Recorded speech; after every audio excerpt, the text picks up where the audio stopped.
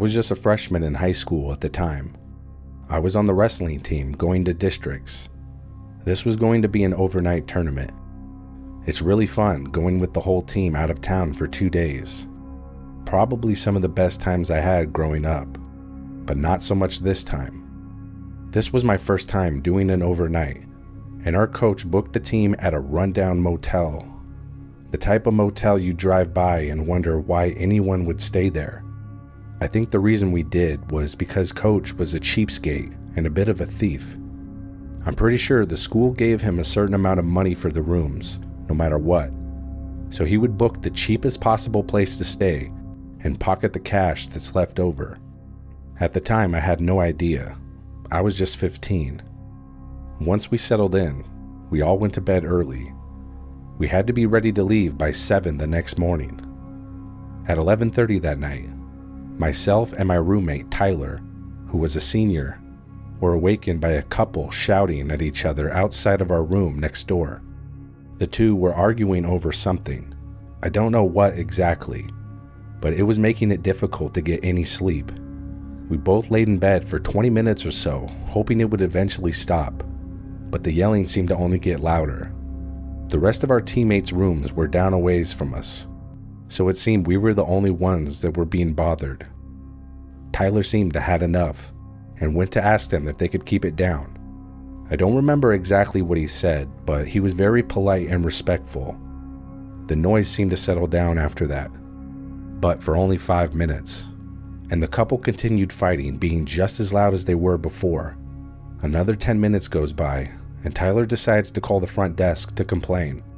We figured other people might have called and complained before us, but we just really needed them to shut up. The guy at the front desk apologizes to Tyler and says that he'll take care of it. A couple minutes goes by, and now it's quiet. Tyler and I thought, thank God, now we can get some sleep. But then, there was a knock at the door. I was nervous. I looked through the peephole and didn't see anyone. I didn't know if someone was messing with us or what, but I was sick of this entire situation at this point, so I opened the door. And laying on the ground in front of me was the guy running the front desk. He had been stabbed, and his blood was forming a pool all around him. I told Tyler to dial 911 while I got as many towels as I could and pressed down as hard as I could on his wounds to prevent any more blood loss. He and I were able to speak a little before the paramedics showed up. He told me that he went to the couple that was making all the noise and told them to keep it down, and the guy just straight up stabbed him and ran away. Just like that, they left him for dead, all because they didn't want to be told to be quiet. Tyler and I spoke with police, giving them all the information we could. The motel had them on camera from the lobby, plus their credit card information. Not sure how far they thought they could possibly get. After talking to police, the rest of our team came out of their rooms, not having a clue what Tyler and I witnessed. The pile of blood-soaked towels was explanation enough. It probably goes without saying that Tyler and I didn't get any sleep. We still wrestled in our matches as planned, but both of us did not do well, especially Tyler. He mentioned to me that if he didn't call to complain, that none of it would have happened. He felt guilty. I tried to tell him that he wasn't responsible for another man's actions. Nothing I said seemed to give him much comfort, only until a couple days later that we found out that the manager lived, and the couple that ran away were apprehended that same night. We both felt 100% better knowing that it all worked out as it should have. But being there, seeing all that blood, as a man is dying, was difficult for a couple of kids in high school.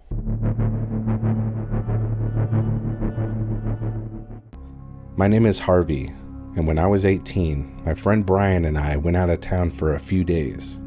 There was an outdoor concert we had tickets to, but also wanted to explore a bit. I booked a room at a Quinta. I remember staying there one time when I was little.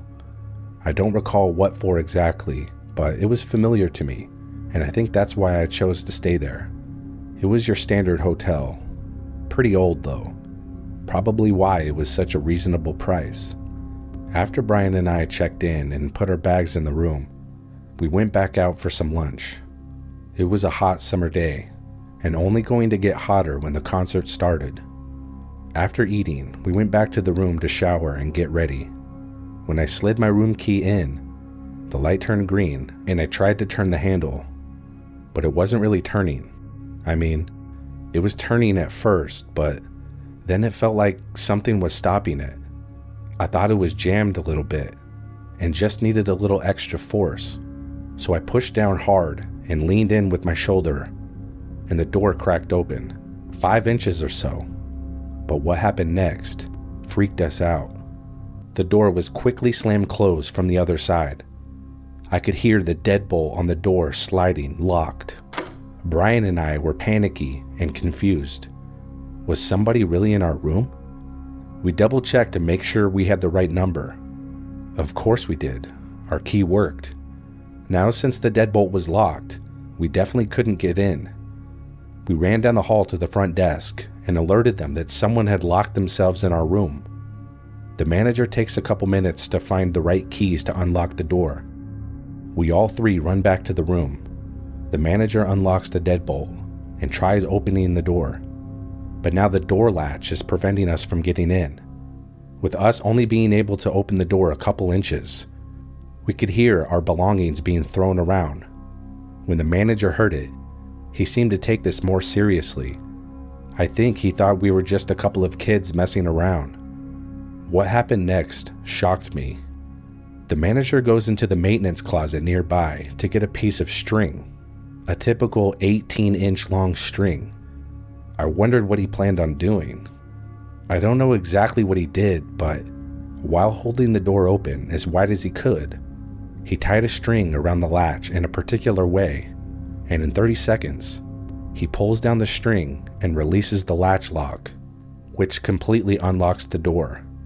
He then cautiously goes into the room, and whoever was there was now gone. There was only one way out, through the window, and one of the windows was wide open. I immediately felt sick. I didn't want to say anything, but I did. I opened the window earlier and forgot to lock it when we left for lunch.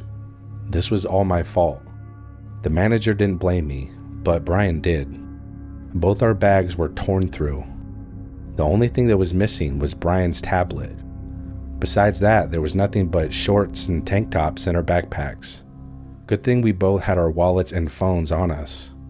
I really should have known better than to leave the window open in a room that was on the first floor. Plus, it was one of those old windows that push outwards and don't have a screen on it. I made us such an easy target.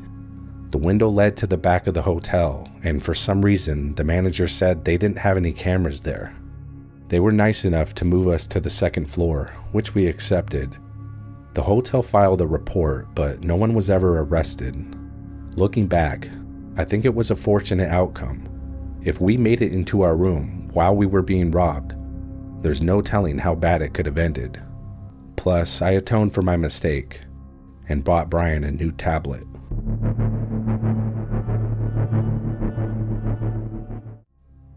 In my mid-20s, I traveled quite often for work.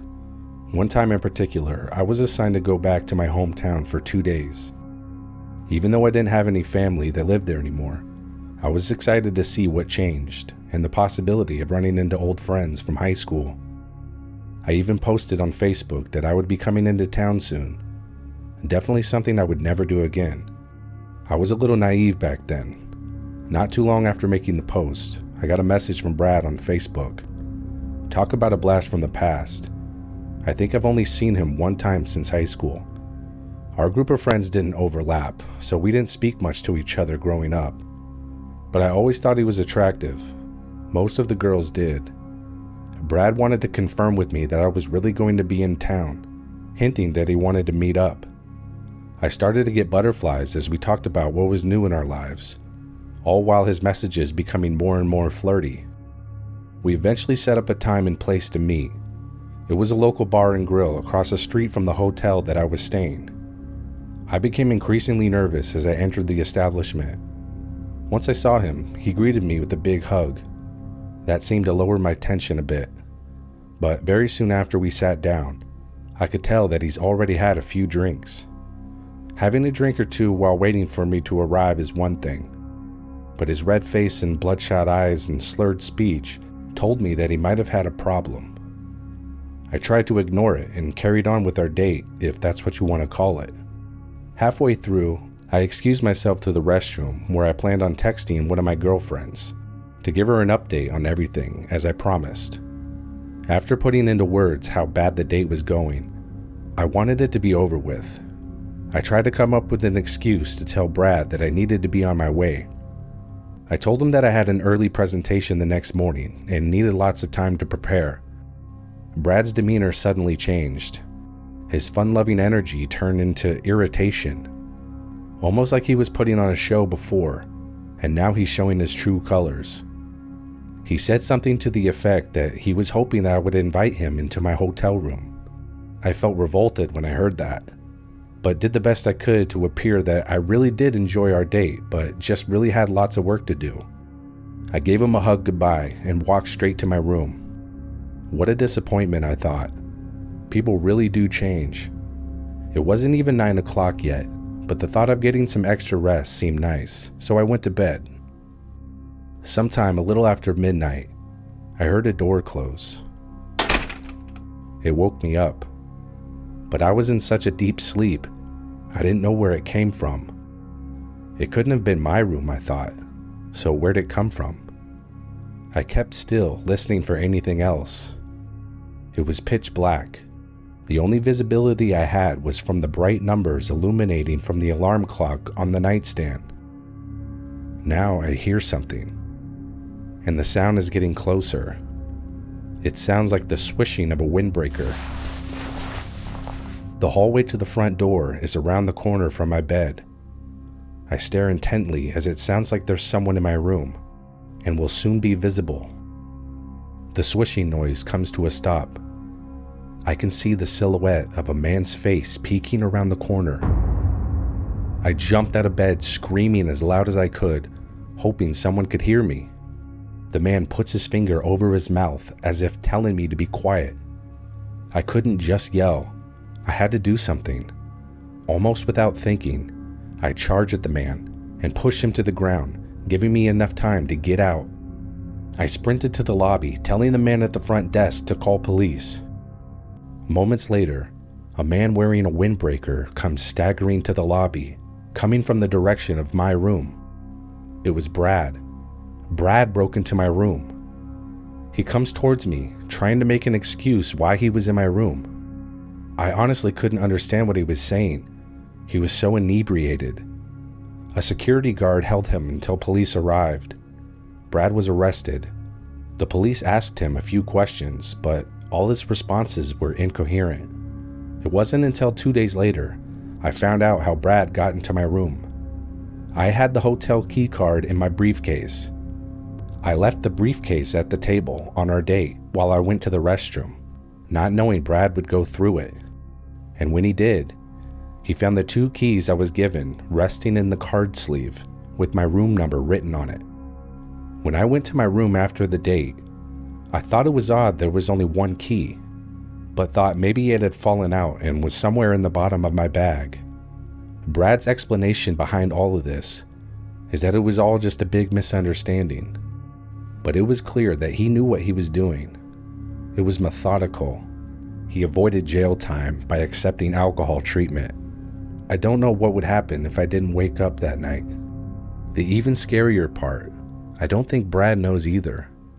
Alcohol can sometimes make people do things they wouldn't even imagine if sober. The main lesson I learned from this story is I always use the extra locks on the hotel doors now.